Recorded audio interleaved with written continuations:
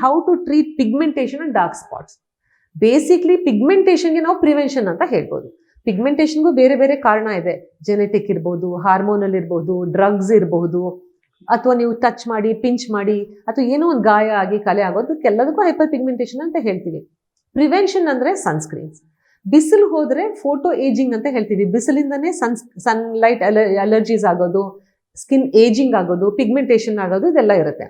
So ಇದನ್ನ ನಾವು sunscreen ದಿನ ಹಚ್ಕೊಂಡ್ರೆ ಪ್ರಿವೆಂಟ್ ಆಗುತ್ತೆ. ಬಂದಿರೋ ಪಿಗ್ಮೆಂಟೇಷನ್ ಡಾರ್ಕರ್ ಆಗಲ್ಲ, ಪ್ಲಸ್ ಪಿಗ್ಮೆಂಟೇಷನ್ ಬರೋದಿಲ್ಲ. ಅದು ಒಂದು prevention. Second thing, early stages ಅಲ್ಲಿ ನೀವು ಡಾಕ್ಟರ್ ಹತ್ರ ಹೋಗಿ ಟ್ರೀಟ್ಮೆಂಟ್ ತಗೊಂಡ್ರೆ ನಿಮ್ಮ ಟ್ರೀಟ್ಮೆಂಟು ಮೋರ್ ಇಂಟೆನ್ಸ್ ಆಗೋದಿಲ್ಲ. ಹೋಮ್ ರೆಮಿಡೀಸ್ ಮಾಡೋದನ್ನ ಅವಾಯ್ಡ್ ಮಾಡಬೇಕು. ಯಾಕೆಂದ್ರೆ ಹೋಮ್ ರೆಮಿಡೀಸ್ಗೆ ನಿಮಗೆ ಪ್ರೂಫ್ ಇರೋದಿಲ್ಲ. ಈಗ ಒಬ್ರು ಹಚ್ಚಿದ್ದು ಇನ್ನೊಬ್ರಿಗೆ ಹೆಲ್ಪ್ ಆಗದೆ ಇರ್ಬೋದು. ಈಗ ಒಬ್ರು ಮೊಸರು ಹಚ್ಕೊಂಡು ಏನು ಪ್ರಾಬ್ಲಮ್ ಆಗಲಿಲ್ಲ ಅಂದ್ರೆ ಆ ಮೊಸರು ನಿಮ್ಗೆ ಹೀಲಿಂಗ್ ಪಿಗ್ಮೆಂಟೇಷನ್ ರಿಮೂವ್ ಮಾಡುತ್ತೆ ಅಂತಲ್ಲ, ಅದು may be superficially as an antioxidant because it is rich in vitamin C. ಸ್ವಲ್ಪ ನಿಮಗೆ ಹಚ್ಕೊಂಡಾಗ ಚೆನ್ನಾಗಿ ಅನಿಸ್ಬೋದು. ಸೊ ಈ ಕೆಲವರು ಬೆಳ್ಳುಳ್ಳಿ ಜಜ್ಜಿಬಿಟ್ಟು ಹಚ್ಕೋತಾರೆ, ಅದೆಲ್ಲೋ ಓದಿರ್ತಾರೆ. ಬಾಳೆಕಾಯಿ ಹಚ್ತಾರೆ, ಬಾಳೆ ಸಿಪ್ಪೆ ಹಚ್ತಾರೆ. ಬೊಬ್ಬೆ ಬಂದಿರೋ ಪೇಷಂಟ್ಸ್ ನಾವು ನೋಡಿದೀವಿ. ಸೊ ಈ ಸೈಡ್ ಎಫೆಕ್ಟ್ಸ್ ಯಾರಿಗಾದ್ರೂ ಆಗ್ಬೋದು. ಈ ಅರಿಶಿನ ಹಚ್ಕೋತಾರೆ, ಗಂಧ ಹಚ್ಕೋತಾರೆ. ಸೊ ಅರಿಶಿನ ಹಾಕಿದಾಗ ಅದಕ್ಕೆ ಕಲರ್ ಹಾಕಿರಬಹುದು, ಅದ್ರದ್ದು ಅಲರ್ಜಿ ನಿಮ್ಗೆ ಆಗಬಹುದು. ಸೊ ಹೋಮ್ ರೆಮಿಡೀಸ್ ಅವಾಯ್ಡ್ ಮಾಡಿಬಿಟ್ಟು ನೀವು ಸನ್ಸ್ಕ್ರೀನ್ಸ್ ರೆಗ್ಯುಲರ್ ಆಗಿ ಹಚ್ಕೊಂಡು ಡಾಕ್ಟರ್ ಹತ್ರ ಹೋಗಿ ಕ್ರೀಮ್ಸ್ ತಗೊಂಡ್ರೆ ನಿಮ್ಗೆ ಅದಕ್ಕೆ ಬರೀ ಕ್ರೀಮಲ್ಲಿ ಟ್ರೀಟ್ ಮಾಡ್ಬೋದಾ, ಮಾತ್ರೆಗಳು ಬೇಕಾ, ಪ್ರೊಸೀಜರ್ಸ್ ಬೇಕಾ?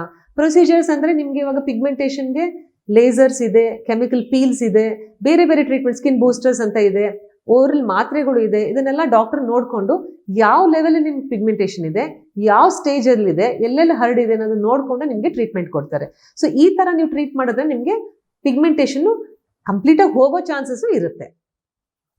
ಡಾರ್ಕ್ ಸ್ಪಾಟ್ಸ್ ಅಂದರೆ ಈ ಮೊಡಮೆಗಳಿಗೆ ನೀವು ಕೆಲವರು ಪಿಂಚ್ ಮಾಡೋದು, ಅದನ್ನ ಜಿಗಿಟ್ಬಿಟ್ಟು ತೆಗಿಯೋದು ತುಂಬ ರೂಢಿ ಆಗ್ಬಿಟ್ಟಿರುತ್ತೆ. ಅವಾಗ ಕೆಲವ್ರಿಗೆ ಮುಟ್ಟದಿರನೇ ಕಲೆ ಆಗುತ್ತೆ, ಕೆಲವ್ರು ಪಿಂಚ್ ಮಾಡಿದಾಗ ಇನ್ನಷ್ಟು ಜಾಸ್ತಿ ಕಲೆ ಆಗುತ್ತೆ. ಅವಾಗ ನಮ್ಮ ಟ್ರೀಟ್ಮೆಂಟೇ ಬೇರೆ ಆಗುತ್ತೆ. ಫಸ್ಟ್ ಮೊಡಮೆಗಳು ಟ್ರೀಟ್ ಮಾಡಿ ಆಮೇಲೆ ಮಾರ್ಕ್ಸ್ ಟ್ರೀಟ್ ಮಾಡಬೇಕಾಗತ್ತೆ. ದೀಪಗಾಗೋ ಕಲೆಗಳು ಇನ್ನೂ ಬೇರೆ. ಸೊ ಅದಕ್ಕೋಸ್ಕರ ಈ ಪಿಗ್ಮೆಂಟೇಷನ್ ಎಲ್ಲ ಅವಾಯ್ಡ್ ಮಾಡೋದಕ್ಕೆ ನೀವು ಸ್ವಂತ ನೀವು ಬೇಕಾದಂಗೆ ನೀವು ಟ್ರೀಟ್ ಮಾಡ್ಕೋದಿರಾ ವೈದ್ಯರ ಹತ್ರ ಹೋಗಿ ಟ್ರೀಟ್ಮೆಂಟ್ ತಗೊಳೋದು ಒಳ್ಳೆಯದು. ನೀವು ಸಣ್ಣ ಆಗ್ಬೇಕಲ್ವಾ, ಅದು ಒಂದು ಉತ್ತಮ ಆಹಾರದಿಂದ ಸಣ್ಣ ಆಗ್ಬೇಕಲ್ವಾ. ಪ್ರತಿದಿನ ನಮ್ಮ ಜೀನಿ ಸ್ಲಿಮ್ ನ ಯೂಸ್ ಮಾಡಿ ಯಾವುದೇ ಸೈಡ್ ಎಫೆಕ್ಟ್ ಇಲ್ದಂಗೆ ನೀವು ಸಣ್ಣ ಆಗ್ತೀರಾ. ನೀವು ಸಣ್ಣ ಆಗ್ಬೇಕಲ್ವಾ, ಅದು ಒಂದು ಉತ್ತಮ ಆಹಾರದಿಂದ ಸಣ್ಣ ಆಗ್ಬೇಕಲ್ವಾ. ಪ್ರತಿದಿನ ನಮ್ಮ ಜೀನಿ ಸ್ಲಿಮ್ ನ ಯೂಸ್ ಮಾಡಿ ಯಾವುದೇ ಸೈಡ್ ಎಫೆಕ್ಟ್ ಇಲ್ದಂಗೆ ನೀವು ಸಣ್ಣ ಆಗ್ತೀರಾ.